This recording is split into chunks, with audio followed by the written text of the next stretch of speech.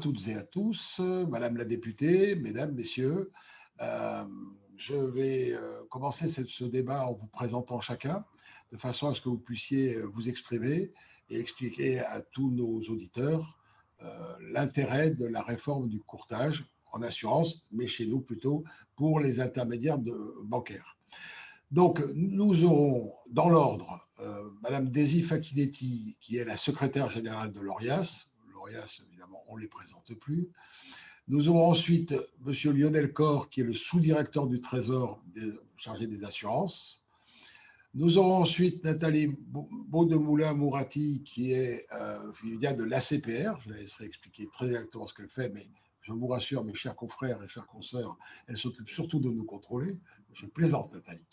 Et enfin, nous finirons avec Madame la députée Valéria Formantian, qui est membre de la commission des finances et qui, en début d'année 2020, a présenté avec ses collègues LREM un projet pour que la réforme du courtage puisse intervenir le 1er janvier 2021, ce qui, évidemment, aujourd'hui, est forcément reporté. Voilà. Daisy, je te donne la parole en premier et Eric passera les slides au fur et à mesure. Très bien. Eh bien, merci beaucoup Jean-Bernard pour cette présentation. Alors, bonjour à tous déjà. J'ai le plaisir de pouvoir commencer. Du coup, il m'a été demandé de faire un petit état des lieux, notamment des IOB inscrits à l'ORIAS. Donc, j'ai repris les éléments qui sont déjà publiés sur le registre donc, en 2019 et avec une petite mise en perspective au mois de novembre 2020, étant entendu que l'année n'est pas finie. Donc là, sont présentés du coup sur cette slide du coup l'évolution du registre, alors toutes catégories confondues depuis l'origine, donc depuis 2007 avec un périmètre uniquement assurantiel, donc on le voit jusqu'en 2012. Forte croissance en 2013 avec l'arrivée du coup notamment des IOB, des CIF et des agents liés. On a doublé du coup le nombre d'inscriptions. Alors pas le nombre en orange, du coup ce sont le nombre d'inscriptions, mais pas le nombre d'intermédiaires, du coup dans la mesure où beaucoup sont pluri-inscrits à l'ORIAS. Et donc pour atteindre du coup, alors j'ai mis 11 décembre, mais c'était au mois de novembre, pardon, 12 novembre, du coup nous atteignons 111 000 inscriptions. Plus de 111 000 du coup pour 66 527 intermédiaires. Donc, on peut considérer que la plupart des intermédiaires sont inscrits dans au moins 2 catégories. Donc, pour les IOB, pour beaucoup, sont également inscrits en assurance. Pour le slide d'après, du coup, c'est notamment l'évolution donc sur la partie IOBSP qui nous intéresse aujourd'hui. Alors, les 3 catégories. En bleu, les courtiers en opération de banque, donc, qui ont une augmentation depuis leur entrée sur le registre de 37%. Ensuite, j'arrive aux mandataires non exclusifs pour la ligne orange avec une augmentation de 27% depuis leur entrée sur le registre. Alors, j'ai pris ces évolutions sont sur l'année 2019. Forte augmentation, donc plus 51% pour les mandataires d'intermédiaires en opération de banque, donc on le voit depuis 2018 notamment, et une légère baisse pour les mandataires exclusifs, donc que nous appelons MOBSPL, avec moins 15%, donc ils sont juste passés sous la barre des 4000 inscriptions. Donc, pas de changement significatif. Là, ce sont des informations reprises du coup du rapport annuel avec les entrées et les sorties, où on voit du coup une forte attractivité pour des inscriptions à qualité d'intermédiaire en opération de banque. Donc, plus 14 notamment pour les courtiers en opération de banque, avec seulement 9% de sorties. Donc, 34% d'augmentation, notamment pour les mandataires d'intermédiaire en opération de banque. Donc, une catégorie du coup avec une forte croissance, notamment à l'ORIAS. Alors là, c'est une répartition des IOB. Alors du coup, qui est au 31 décembre 2019, du coup, on n'a pas encore entamé les démarches pour le rapport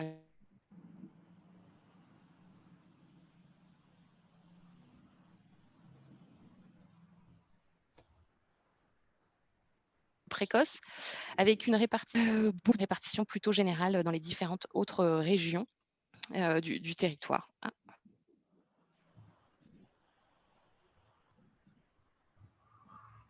connexion Internet est instable. Slide suivante, c'est notamment du coup donc les IOB du coup lors de leur déclaration à l'ARIES du coup indiquent les opérations de banque qu'ils proposent. Alors pour beaucoup, finalement, le triptyque, c'est plutôt crédit immobilier, crédit conso et regroupement de crédit, avec notamment du coup, alors je reviens toujours sur les MIOBSP, mais c'est une catégorie très présente sur le registre, sur le regroupement de crédit et les contrats de crédit immobilier, avec du coup, sachant que ces catégories ces opérations de banque, du coup, peuvent bien entendu être cumulées sur les mêmes inscriptions, raison pour laquelle du coup, tout ça se cumule pour chaque intermédiaire en opération de banque inscrit à l'ORIES. Et voilà, j'ai fini mes slides de présentation.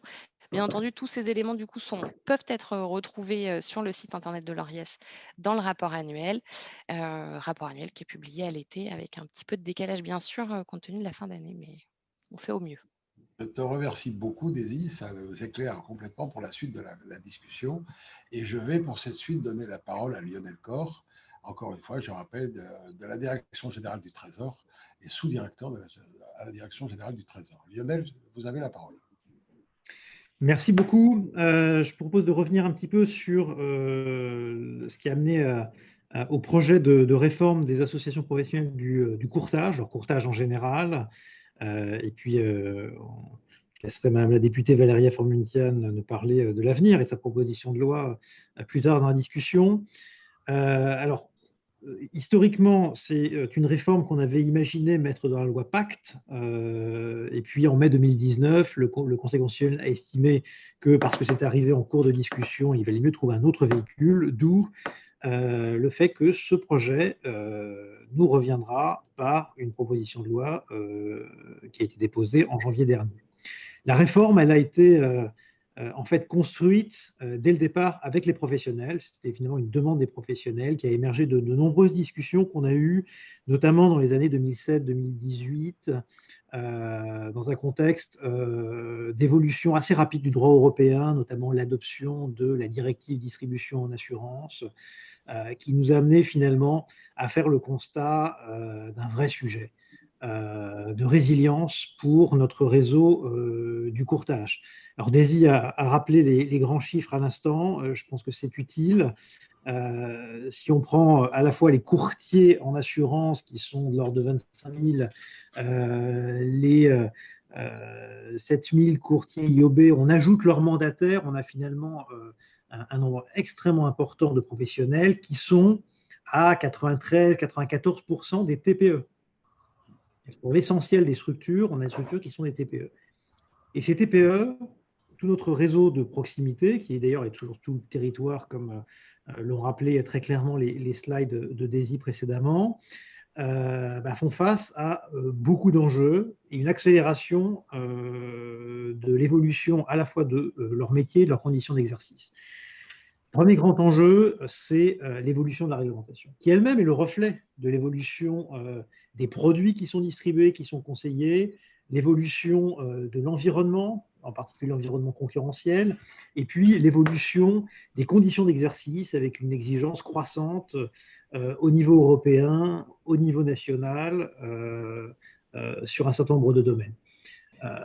Très concrètement, c'est quoi? C'est la DDA, dont je viens de dire un mot, en assurance, la MCD pour les IOB. Rappelons le RGPD, qui est un règlement extrêmement récent, qui a un impact non négligeable sur le secteur. Toute la réglementation en matière de lutte anti-blanchiment et de lutte contre le financement du terrorisme, qui est un domaine qui est en constante évolution. On peut ajouter à ça, pour ceux qui font de l'épargne, le règlement PRIPS sur la transparence. MIF qui a évolué, et aujourd'hui on fait le bilan et on essaye de recoller les morceaux. Et donc pour beaucoup d'intermédiaires, notamment chez les IOB, chez les CIF, finalement, non seulement ces réglementations sont nombreuses, ont évolué rapidement, mais en plus il faut jongler entre ces réglementations.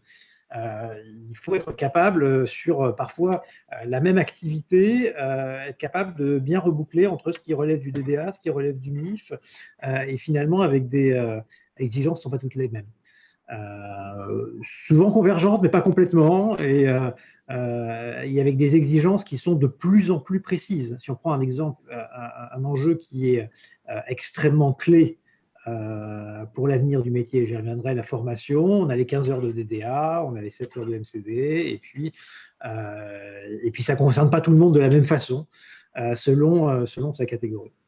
Donc autant dire que pour des structures qui sont fréquemment des TPE, voire des sociétés unipersonnelles, ça devient difficile à gérer, il faut être honnête.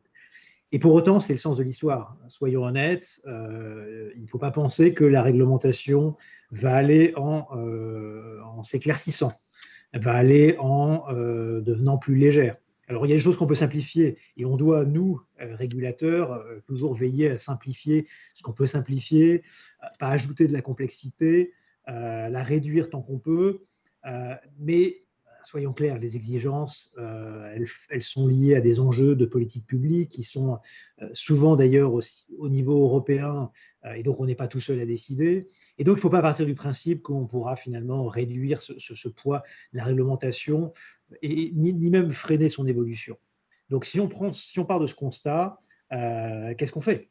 Il y a une solution qui est de se dire finalement, on ne peut plus faire ce métier, on ne peut plus faire ces métiers, parce qu'il y a des métiers un peu différents dans le courtage d'assurance IOB, si on n'est pas gros. Et donc, on peut se dire le secteur va se concentrer. C'est d'ailleurs un phénomène qu'on observe déjà. On a quelques grandes maisons dans ces secteurs. On a des grands mouvements de concentration, notamment dans le courtage en assurance en ce moment. Pour autant, nous, pouvoir public, on n'a aucune raison de penser que c'est la seule façon de gérer les choses et que la seule issue, ce soit de se concentrer. On a même, à contrario, plutôt des raisons de penser que si c'est ça le sens de l'histoire, ça va poser des vraies questions, par exemple en termes d'aménagement du territoire. C'est un réseau qui est dans nos territoires. Demain, nos grands courtiers, ils ont une activité qui n'est pas tout à fait la même qu'une activité de terrain, en tout cas pas nécessairement. Et donc, la problématique qu'on s'est posée au courant de l'année 2018, c'est comment on peut finalement donner des outils, un maximum, dans la réglementation, nous, pouvoir public, très généralement, pour aider notre réseau de proximité à se projeter dans l'avenir, être capable de continuer à évoluer, de continuer à offrir son accompagnement à ses clients en crédit, en épargne, en assurance plus généralement, dans un monde où cette réglementation devient précise et évolue suffisamment rapidement. Deuxièmement, l'évolution, comme je disais, de l'environnement et des business models, la digitalisation. Par exemple, qui a amené et va continuer à amener un changement de business model, l'apparition de nouveaux acteurs, comment on y fait face. On a vu apparaître ces 10 dernières années des courtiers grossistes, qui sont aussi des gens qui ont une offre de valeur différente, et qui complexifient aussi cet environnement-là. Pour toutes ces raisons-là, on en est venu à l'idée de se dire, plutôt que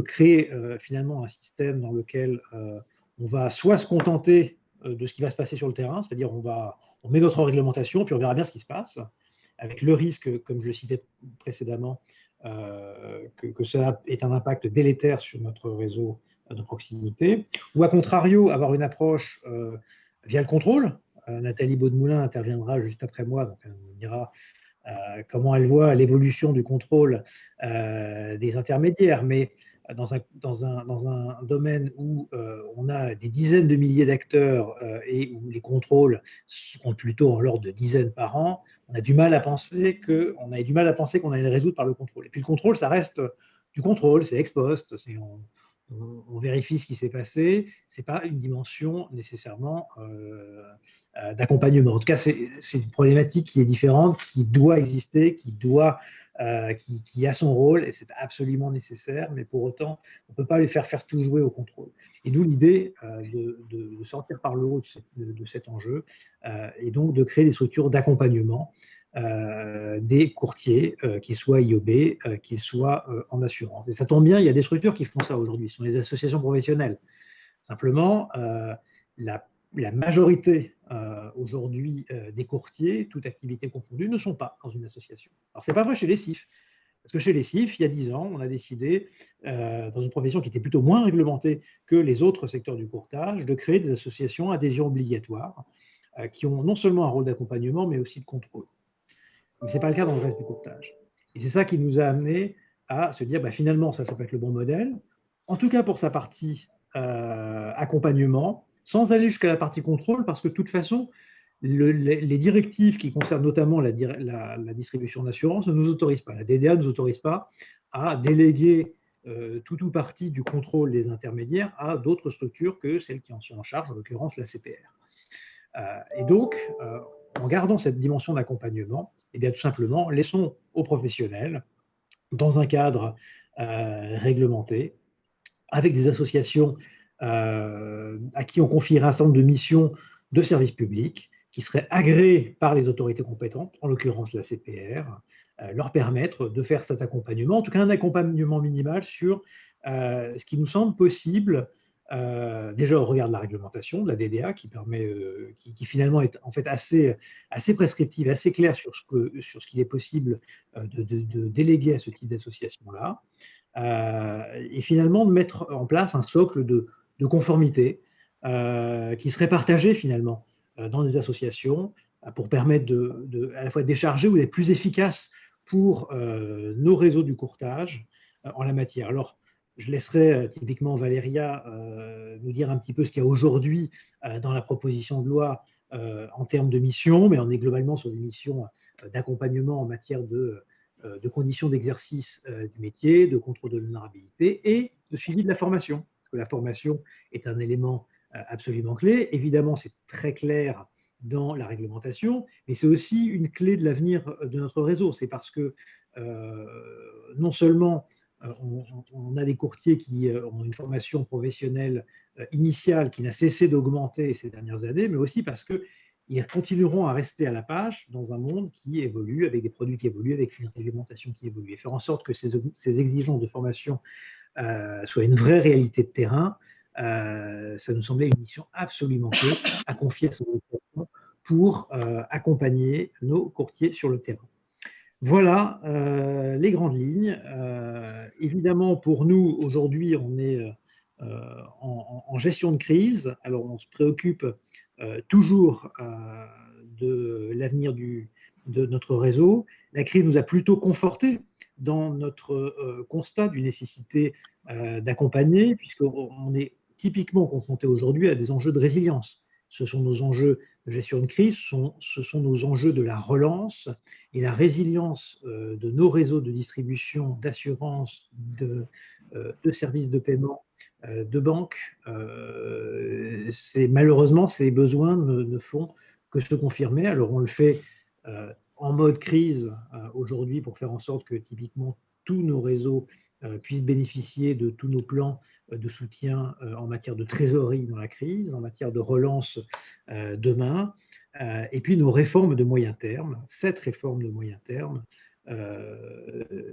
et pour nous, toujours d'actualité. Merci Lionel, c'est très clair. Ce que je crois que les courtiers, en tout cas les UEBSP, vont bien retenir, c'est la protection des petits intervenants face aux concentrations. Moi, j'ai beaucoup retenu ça, alors au-delà de tout ce que vous avez dit, hein, mais j'ai retenu surtout parce que je suis un ex-petit IOBSP et pas une grande société. Et effectivement, ça me rassure que cette réforme soit pas là non seulement pour juste avoir une protection supplémentaire, parce que c'est ce que beaucoup craignaient, mais surtout un bouclier de protection face aux grandes concentrations. Merci Lionel, parce que c'était vraiment quelque chose qu'il fallait dire. Voilà. Et Nathalie Beaudemoulin-Mourati, je vais donc vous passer la parole maintenant. Lionel nous a bien expliqué que c'est vous qui alliez, et je m'en souviens parce que je faisais partie des discussions, qui alliez agréer les associations professionnelles pour qu'elles puissent faire effectivement cette mission. Donc, je vais vous passer la parole pour que vous nous disiez ce que vous voyez et pourquoi ça va être au final l'intérêt du consommateur. Donc, merci beaucoup. Donc, je suis Nathalie Bonnemoulin-Mourati, je suis la directrice du contrôle des pratiques commerciales à l'ACPR, donc l'autorité qui contrôle les banques, les assurances et les intermédiaires sur les métiers bancaires et assurantiels. Donc, ce que je voulais tout d'abord dire, c'est peut-être apporter quand même un message de soutien aux professionnels du courtage dans la période actuelle, qui est difficile et compliquée pour exercer leur métier, en espérant que cette crise sanitaire puisse se résoudre et qu'on en sorte enfin.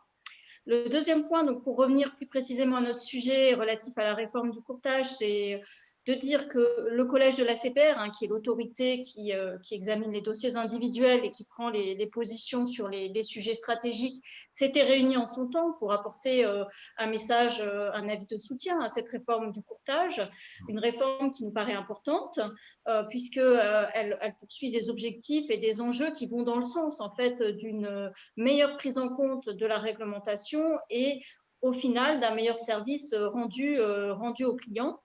Donc, comme ça a été dit, cette réforme s'inscrit dans la lignée finalement des réformes réglementaires qui sont venues renforcer la protection du client, la directive distribution en assurance, la directive crédit immobilier, et puis de manière plus globale, quand on parle du périmètre bancaire assurantiel, des directives telles que Solvabilité 2 ou CRD 4 qui sont venues renforcer en fait le corpus de contrôle interne qui s'établit sur les producteurs qui sont les partenaires essentiels des courtiers, des intermédiaires. Donc pour nous, en fait, cette réforme va permettre aux professionnels de mieux appréhender les textes réglementaires, de mieux se structurer, donc de monter en compétence sur ce sujet important. Et ce n'est pas pour dire par ailleurs qu'ils ne seraient pas compétents et attentifs à la réglementation. Mais on l'a dit, cette réglementation, elle est assez complexe, il faut l'appréhender, il faut être à jour. Et donc, un des rôles importants des associations, c'est justement de servir de vecteur dans ce domaine-là. Alors, notre rôle à nous, ACPR, vis-à-vis de ces associations, aujourd'hui, on va un peu avoir un système pas loin de celui des associations relatifs aux conseillers en investissement financier, les CIF, où il y aura un agrément de l'ACPR qui va être délivré à ces associations, donc ils vont devoir présenter auprès de notre direction des agréments un dossier d'agrément sur le portail de l'ACPR, et ce dossier passera devant le collège de l'ACPR. Il y aura un certain nombre de critères qui seront examinés, la représentativité des associations, bien évidemment, les moyens et les règles de gouvernance, notamment le fait que le personnel des associations dédiées ne devra pas exercer d'activité d'intermédiation. L'association devra certainement avoir des procédures écrites, devra avoir mis en place un certain nombre de règles relatives au respect du secret professionnel, c'est très important, une prévention des conflits d'intérêts. Donc voilà, tout un corpus structurel de ces associations pour leur permettre en fait ensuite de remplir leur mission. Et une fois que les associations auront été agréées, elles seront, si elles voient le jour, les projets vont être évoqués juste après, suivis de manière permanente par la CPR qui demandera un certain nombre d'informations, de reporting, comme un rapport annuel sur leur activité. Donc, sur les missions, ça a été dit, ça va être une vérification des conditions d'entrée dans la profession, par exemple, le sujet de garantie financière, le respect très important de l'obligation de formation continue, la possibilité de proposer aussi le médiateur à leurs membres et accompagner aussi les membres pour vraiment véhiculer les meilleures pratiques au profit des clients. Donc, en conclusion, on est en faveur de ce projet de réforme s'il voit le jour, de manière à renforcer les compétences réglementaires des professionnels du courtage. Parallèlement et en complément, ça a été bien dit, l'ACPR reste pleinement titulaire de ses missions de contrôle chez les intermédiaires. Donc, simplement pour en dire quelques mots, aujourd'hui, on fait à peu près une centaine de contrôles chez les intermédiaires par an. En ce moment, essentiellement à distance. Et d'ailleurs, je veux souligner toute la bonne volonté mise en œuvre par les intermédiaires pour que ces contrôles puissent se faire et atterrir dans la période actuelle. Le point très important pour nous, ce n'est pas tant la sanction, qui, je sais, fait l'objet de fortes craintes de la part des professionnels, c'est vraiment la prévention par ces contrôles, qui pour 90-95% d'entre eux vont déboucher sur une lettre de suite dans laquelle on va faire des préconisations, des demandes de remédiation auprès des intermédiaires.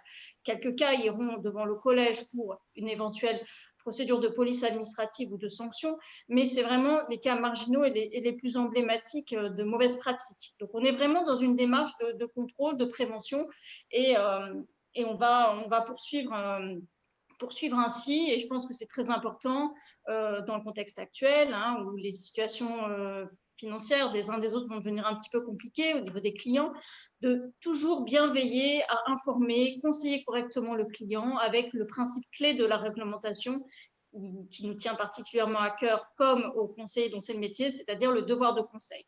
Voilà, j'en terminerai par ce mot très important pour nous et pour vous. Merci Nathalie, je confirme pour avoir participé à quelques réunions avec Lionel, avec vous et avec d'autres intervenants, que vous êtes effectivement tous dans un esprit très positif. Moi, c'est ce qui m'avait le plus étonné, c'est qu'on n'est pas du tout dans un esprit de répression, entre guillemets, on était vraiment dans un esprit positif, de faire avancer la profession, de l'aider à fonctionner, parce que, en fait, comme le disait Lionel aussi tout à l'heure, et vous le remarquez aussi Nathalie, les petits ou les tout petits, les unipersonnels par exemple, sont souvent suffisamment débordés par leur travail de tous les jours pour pouvoir s'adonner à la lecture de la réglementation, pour pouvoir y adhérer complètement. Et le fait d'adhérer à une association, de votre part comme de celle de Lionel, c'était vraiment pour aider en fait toutes ces petites entreprises à se mettre en conformité et à ne pas travailler avec une épée de Damoclès au-dessus de la tête d'un éventuel contrôle de la CPR, par exemple. Merci Nathalie. Je vais, alors à tout seigneur, tout honneur, hein, je vais passer la parole à notre députée, Valéria Fromenture. Donc vous allez avoir la parole pour très peu de temps, comme d'habitude. Je vous passe la parole Valéria et surtout merci d'être parmi nous. Alors, c'est moi qui vous remercie beaucoup d'évoquer ce sujet aujourd'hui à destination des professionnels. Merci à tous et à toutes d'avoir pris part à ce débat. Donc, comme Lionel Corre l'a expliqué préalablement, la genèse du texte initial. Je vais dire quelques mots sur comment j'en suis moi arrivée là, parce que c'était un projet qui émanait du gouvernement tout d'abord et qui était inscrit dans le projet de loi de pacte. Le Conseil constitutionnel ayant rejeté cette partie du texte pour des raisons de cavalier législatif, et moi étant extrêmement sensible à la question de par mes anciens amours et mon métier d'origine qui était l'assurance, et parce que je préside le groupe d'études assurance aussi à l'Assemblée nationale, et donc je suis au fait des difficultés ou des joies que rencontre la profession, mais aussi l'intermédiation. J'ai souhaité reprendre de concert avec évidemment le Trésor ce texte et pouvoir le porter sous forme de PPL. Alors pour le calendrier législatif, on était vraiment très optimiste au départ, et puis la crise sanitaire nous a sacrément ralenti, et à regret, au-delà des effets néfastes de la crise en elle-même, si on l'avait mis en place avant la crise sanitaire, on aurait pu accompagner certainement un certain nombre d'intermédiaires ou de courtiers sur le terrain aujourd'hui qui rencontrent des difficultés comme toute petite entreprise aujourd'hui sur le terrain. Donc, cette reprise, je l'ai effectuée officiellement en janvier. Le texte a été déposé au titre du groupe La République En Marche, donc il est consigné par l'ensemble de mes collègues. Et le but était de le lire très rapidement pour pouvoir le mettre en œuvre sur cette fin d'année pour les effets au 1er janvier 2021. Ça n'a pas été possible, et donc moi j'ai toujours dans l'espoir, et en tout cas je m'active pour que ce soit le cas, de pouvoir le présenter en 2021, au pire d'ici la fin du quinquennat, parce que c'est un texte nécessaire. Il est nécessaire à plusieurs titres. Tout d'abord, la multitude de types de courtage qui existent sur notre territoire. Ils existent pour une bonne raison, c'est que ça répondait aux besoins d'un certain nombre de clients, aux besoins de nos concitoyens, aux besoins de maillage de notre territoire. Sauf que qui est le mieux placé aujourd'hui pour représenter et accompagner telle ou telle spécificité de courtage? C'est ces pairs, c'est ceux qui sont issus du même métier qui le pratiquent et qui le connaissent. Donc, c'est pour ça que l'association professionnelle s'impose comme étant la bonne maille pour pouvoir accompagner les courtiers avec leurs spécificités particulières. La proximité aussi. Il est évident qu'à travers l'association professionnelle à adhésion obligatoire, il y a une proximité qui s'installe dans le dialogue et dans l'accompagnement. Et aujourd'hui, on sait parfaitement que la majorité des intermédiaires ne sont adhérents à aucune association pour de nombreuses raisons, parfois pour des histoires de coûts, mais surtout par méconnaissance, parce qu'ils se trouvent dans les territoires, ils ont la tête dans le guidon, ils ont le souci de leurs clients avant tout, et vous savez, c'est le cordonnier qui est toujours le plus mal chaussé, on se soucie des autres, on se soucie peu de soi. Donc, et puis, effectivement, cette multiplicité d'intermédiaires à organiser aussi une concurrence saine sur le territoire national, puisque nos consommateurs ont le choix, ont un grand choix de faire appel à tel ou tel intermédiaire. Et pour préserver aussi, face à la réglementation de plus en plus stricte, à raison, parce qu'elle est toujours dans le but de protéger le consommateur d'une part, et d'autre part, protéger le professionnel aussi contre les défaillances. Cette concurrence saine qui s'est installée, elle doit être préservée. Et donc, ça veut dire qu'il faut qu'on préserve le nombre de professionnels qui existent. Et donc, la meilleure maille, encore une fois, c'est l'association professionnelle à adhésion obligatoire. Donc, le texte, évidemment, n'est pas un texte de répression, bien au contraire. Le but étant qu'il fasse l'interface de rassemblement d'un certain nombre d'informations au montant depuis les professionnels de terrain vers le régulateur qui est la CPR, et puis un certain nombre d'éléments qui vont descendre de la réglementation française ou européenne à destination des professionnels et de leurs salariés à travers des informations, des accompagnements, des formations, de la médiation.